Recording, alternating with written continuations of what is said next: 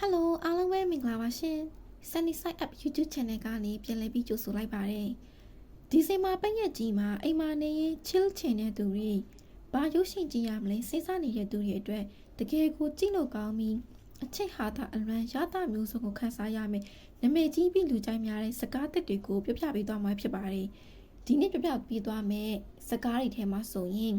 enemy ရုပ်ရှင်ကားလေးလည်းပါမယ်ပေါ့နော်ပထမအဆုံးကတော့အိန္ဒိယ movie ဖြစ်တဲ့ Sunny Sanskari Ki Dosi Kumari ဆိုတဲ့ကားလေးပဲဖြစ်ပါတယ်ဒီကားလေးထဲမှာဆိုရင် Sunny ဆိုတဲ့ကောင်လေးနဲ့ Tulsi ဆိုတဲ့ကောင်မလေးတို့ကသူတို့ရဲ့ရီဇဟောင်းမင်္ဂလာပွဲကိုတက်ရောက်ပြီးဘလို့တွေမင်္ဂလာပွဲကိုဖျက်မလဲဆိုတာတွေကြည့်ရမယ်အပြင်မင်္ဂလာပွဲမှာအလွဲလွဲအချော်ချော်တွေဖြစ်တာကိုဟာတာအနေနဲ့ညီတွေ့ရမယ့်အပိုင်းလေးလည်းပါတယ်ပေါ့နော်ဒါအပြင်မင်္ဂလာပွဲဖြစ်အောင်စီစဉ်မယ် Sunny နဲ့ Tulsi ဆိုတဲ့ကောင်မလေးတို့ရဲ့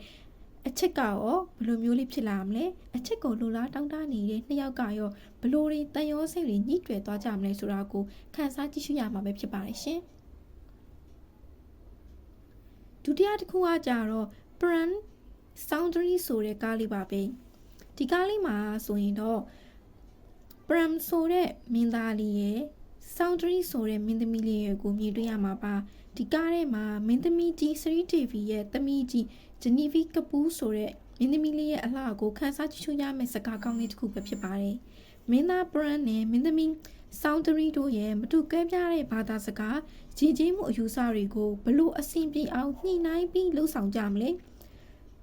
သူ့ကိုယ်သူမင်းသားကသူ့ကိုယ်သူအရန်အထင်ကြီးနေတာဖြစ်တဲ့အတွက်အိန္ဒိယတောင်ပိုင်းသူလေးကိုဘလို့တွေချစ်မိပြီးမင်းသမီးရဲ့အချက်ကိုရအောင်ဘလို့တွေစူးစမ်းရယူမလဲဆိုတာတွေကိုကြည့်ရှုရမှာပဲဖြစ်ပါတယ်ရှင်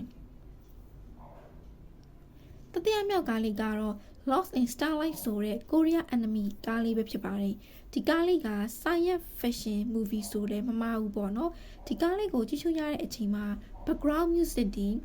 theme color တွေနဲ့ကြည့်ရှုရတာအရန်လှနေပါပြီဒီကားလေးကလူငယ်နှစ်ယောက်ကြားကအချစ်ချင်းမြတ်တာတရားကို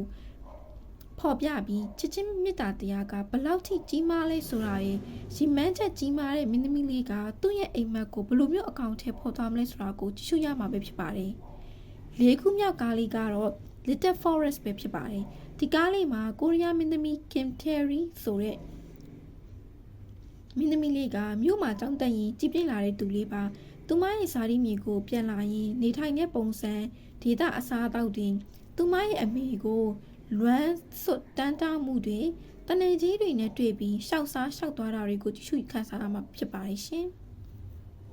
နောက်ဆုံးမြောက်ကားလေးကတော့ The Polar Express ပဲဖြစ်ပါတယ်ဒီကားလေးက2004ထဲကထွက်ထားတဲ့ရုပ်ရှင်ကားလေးဆိုပေမဲ့ခုထိကြည့်လို့ကောင်းပြီးလူကြိုက်များနေတဲ့ကားလေးတစ်ကားပဲဖြစ်ပါတယ်ဒီကားလေးကဆိုရင်လူငယ်ကောင်လေးတစ်ယောက်က